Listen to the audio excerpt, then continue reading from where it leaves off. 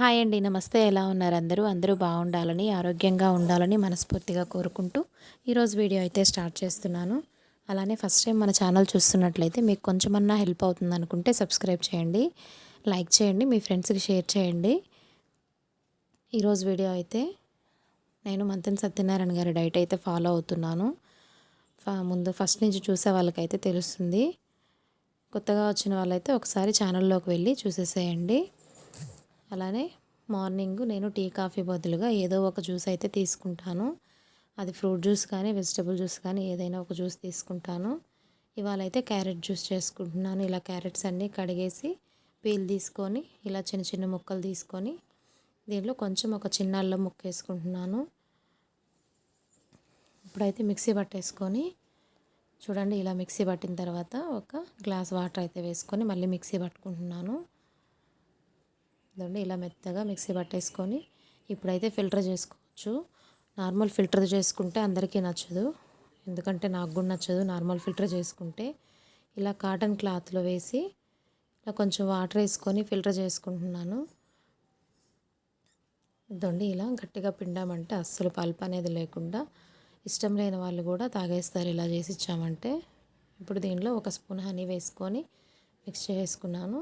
అంతే అండి, carrot juice అయితే రెడీ అయిపోయింది. ఇలా ఎర్లీ మార్నింగ్ ఒక జ్యూస్ తాగడం వల్ల ఆకలి వేయకుండా ఉంటుంది, అలానే హెల్తీగా ఉంటాము. ఇదండి, ఇప్పుడైతే బ్రేక్ఫాస్ట్ అయితే నేనైతే ముందు రోజే స్వీట్ కార్న్స్ ఇలా ఒలిచిపెట్టుకున్నాను. నేనైతే ఇప్పుడు స్టీమ్ చేసుకుంటున్నాను స్వీట్ కార్న్స్. ఇలా స్వీట్ కార్న్స్ ముందుగా ఇలా ఒలుచుకోవడం వల్ల త్వరగా కుక్ అయిపోతాయి. కండీలతో ఉన్నప్పుడు అయితే లేట్ అవుతుంది కుక్ అవ్వడం కూడా. ఇలా స్టీమ్ చేసేసుకుంటున్నాను. ఇదండి, ఇవైతే ఉడికిపోయాయి. అలానే రాగి జావ ప్రిపేర్ చేసుకుంటున్నాను. ఈ రాగి జావ కోసం కొంచెం రాగి పిండి తీసుకున్నాను.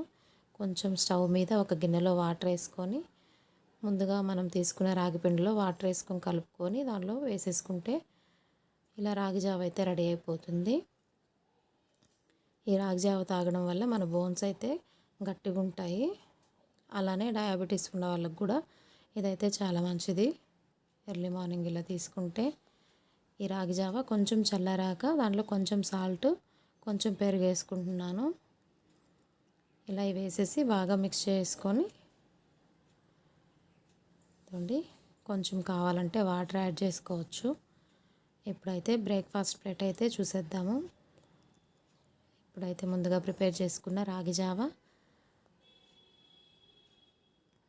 ఉడికించుకున్న స్వీట్ కార్న్స్, నేనైతే ప్లెయిన్గానే తీసుకుంటున్నాను స్వీట్ కార్న్స్. ఇప్పుడు మొలకెత్తిన గింజలు, అంతే అండి. నేను రాగి జావలో ఆనియన్స్ బదులు ఇలా సన్ఫ్లవర్ సీడ్స్ అయితే వేసుకున్నాను. బ్రేక్ఫాస్ట్ ప్లేట్ అయితే రెడీ అయిపోయింది కలర్ఫుల్గా. ఇప్పుడైతే లంచ్ ప్లాన్లోకి ఆకుకూర పప్పు చేస్తున్నాను. ఆకుకూర కూడా నేను ముందుగానే ఒలిచిపెట్టుకున్నాను. ఇప్పుడు కందిపప్పు తీసుకొని కందిపప్పు కడిగేసుకొని కొంచెం వాటర్ వేసుకొని దీనిలో ఆకుకూర పెట్టుకుంటున్నాను.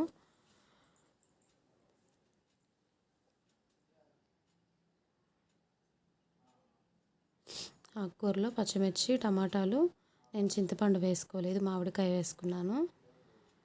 వేసేసి కొంచెం సాల్ట్ వేసుకొని మెత్తగా ఎనిపేసుకున్నాను. ఇప్పుడైతే పోపు పెట్టుకుంటున్నాను ఆకుకూర పప్పుకి. కొంచెం పాలమేగడ, నేనైతే అసలు ఆయిల్ వాడట్లేదు ఇప్పుడు. కొంచెం పాలమేగడ, అలానే ఆవాలు, ఉల్లిపాయ ముక్కలు వేసేసి కొంచెం ఇంగువ పౌడర్ యాడ్ చేసుకున్నాను. ఇప్పుడు ఆకుకూర పప్పు అయితే ముందుగా ఎనుపుకున్నాం కదా, ఈ ఆకుకూర పప్పు అయితే వేసేసుకుంటున్నాను. దీన్ని కాసేపు ఉడికిచ్చేసుకొని పక్కన పెట్టేసుకుంటున్నాను. నేను రైస్ కోసం బ్రౌన్ రైస్ తీసుకున్నాను, ఇవి కూడా నానబెట్టి పెట్టుకున్నాను. ఇప్పుడు అరటికాయ తాలింపుకి ఇలా అరటికాయలు పీల్ తీసి నేను స్టీమ్ చేసుకుంటున్నాను. అరటికాయలని పీల్ తీసి కట్ చేసుకుంటాను.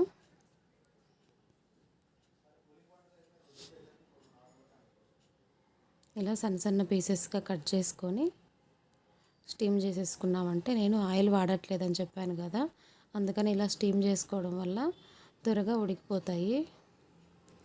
మనం డైరెక్ట్ ఆయిల్లో వేసుకోవాలంటే ఆయిల్ ఎక్కువ పడుతుంది.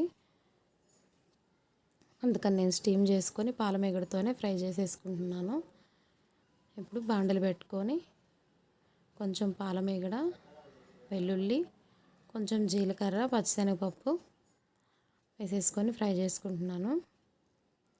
ఇప్పుడు కొంచెం పసుపు వేసుకుంటున్నాను. సాల్ట్ అస్సలు వేసుకోలేదు ఉడికించేటప్పుడు అరటికాయల్ని, అందుకని దీనిలోనే సాల్ట్ వేసుకొని కొంచెం కరివేపాకు వేసుకొని ఫ్రై అయ్యాక మనం ముందుగా ఉడికించి పెట్టుకున్న అరటికాయ ముక్కలు అయితే వేసేసుకుంటున్నాను. ఇదిగోండి, దీనిలో కొంచెం కారము, కొంచెం పుట్నాల పౌడర్ కానీ లేదంటే పల్లీల పౌడర్ కానీ ఏదన్నా వేసుకున్నామంటే టేస్ట్ బాగుంటుంది. అంతే అండి, అరటికాయ ఫ్రై అయితే అయిపోయింది. లంచ్ ప్లేట్ అయితే ఇదిగోండి, ఆకుకూర పప్పు, అలానే క్యారెట్, కీర, ఆకుకూర, అరటికాయ తాలింపు, బ్రౌన్ రైస్, మల్టీగ్రెయిన్ పిండితో చేసిన చపాతీ. మన ఛానల్లో ఈ పిండి ఎలా ప్రిపేర్ చేసుకోవాలో కూడా ఉంది. ఇదిగోండి, లంచ్ ప్లేట్ అయితే రెడీ అయిపోయింది. ఇలా ఆయిల్ లేకుండా హెల్తీగా తిన్నామంటే మన హెల్త్ బాగుంటుంది.